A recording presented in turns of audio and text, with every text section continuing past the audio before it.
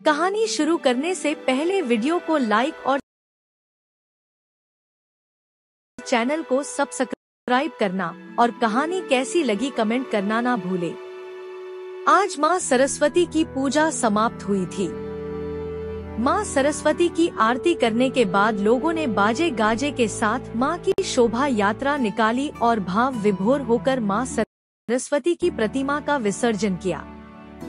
इस मौके पर अंतिम बार लोगों ने जय माँ सरस्वती का जयकारा लगाया और बोले, माँ हमारे ऊपर सदा अपनी कृपा बनाए रखना। उसी नदी में एक मेंढक भी रहता था। उसने भी पहली बार सरस्वती माता का जयकारा लगाया था। उसी समय एक भूखा कौवा खाने की तलाश में इधर उधर भटक रहा था, लेकिन उसे कुछ भी हाथ नहीं लग रहा था। थक हार कर वह नदी किनारे मौजूद एक पेड़ पर जाकर बैठ गया। तभी उसकी नजर नदी में तैरते मेंढक पर पड़ी और वह सोचने लगा, अगर यह पानी से बाहर आ जाए तो मेरा दिन बन जाए। मैं इसे अपना शिकार बनाकर अपनी भूख मिटा लूंगा। वह मेंढक एक पत्थर पर जा बैठा। कौवे की तो लॉटरी लग गई। बहुत ही चालाकी से वह उड़ते हुए गया और मेंढक को अपनी चोंच में दबाकर उड़ गया। अब मेंढक डर के मारे कांपने लगा। वह मन ही मन माँ सरस्वती को याद करने लगा, हे माँ शारदे, मेरी रक्षा करो। मुझे इतनी बुद्धि दो कि मैं अपने प्राणों की रक्षा कर सकूं। माँ सरस्वती ने सोचा कि यह मेंढक तो अभी अभी मेरा भक्त बना है।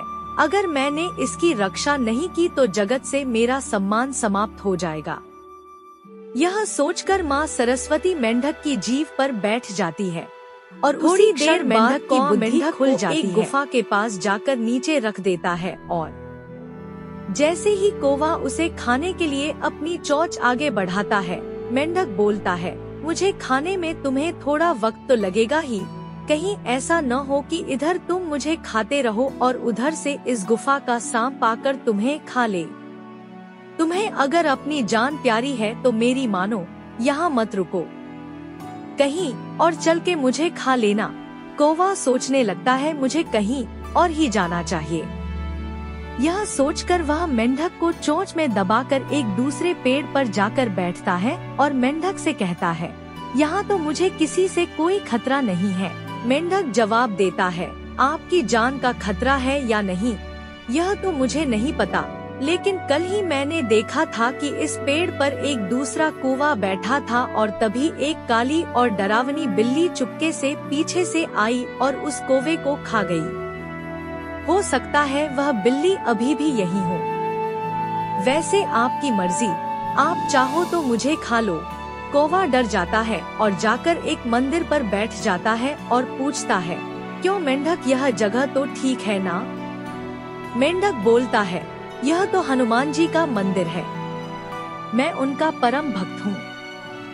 मुझे उनसे आशीर्वाद मिला हुआ है कि यहाँ पर अगर कोई मुझे हानि पहुँचाएगा तो हनुमान जी खुद उसको प्राण दंड देंगे। अब तो कौवा और भी ज्यादा डर गया और वहाँ से भी मेंढक को चोंच में दबाकर उड़ गया और आखिर में उसी नदी के किनारे जा बैठा और उसी पत्थर पर मेंढक को रख कर बोला, चलो तुम भी क्या याद रखोगे?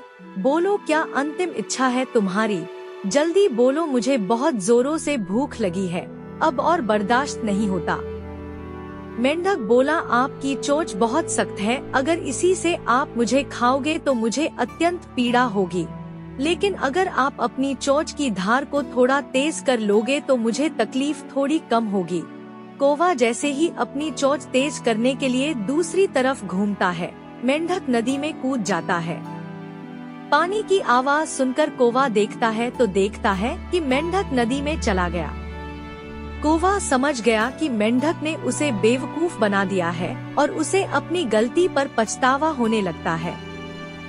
दोस्तों, इस कहानी से हमें यही सीख मिलती है कि अगर सच्चे मन से ईश्वर को पुकारा जाए तो वह खुद भक्त की रक्षा के लिए आ जाते हैं। जिस तरह से मेंढक ने माँ सरस्वती का आह्वान सच्ची श्रद्धा और पूर्ण विश्वास के साथ किया, उसी तरह हमें भी सच्ची श्रद्धा और विश्वास के साथ ईश्वर को याद करना चाहिए।